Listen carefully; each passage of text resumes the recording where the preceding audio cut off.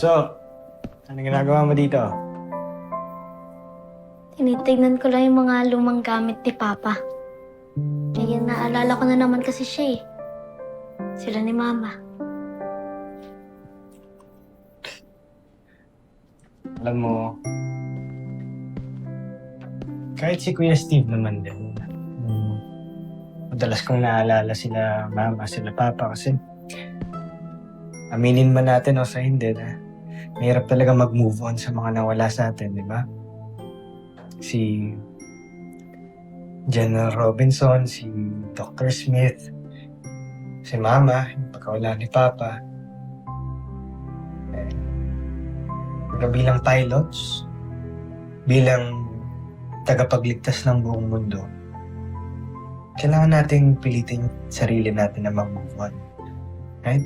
We always have to be brave. Be strong. Opo, Kuya.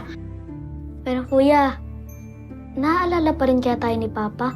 Sa tingin mo, naiisip niya pa rin tayo kung nasan man siya ngayon? Oo naman. Panigurado yun. Lagi niya tayong iniisip. Alam mo, kahit may dugong Buzenian si Papa,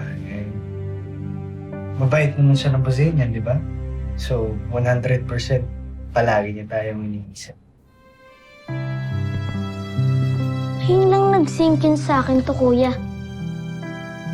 Na may dugo pala tayong Buzenian. Kaya pala hindi tayo tinatablan ng ordinaryong bala at hindi rin tayo agad-agad nasasakit physically.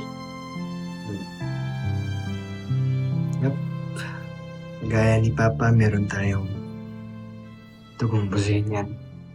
At Kuya Manuel, Di Manuel yung pangalan niya, Little John. Zardos.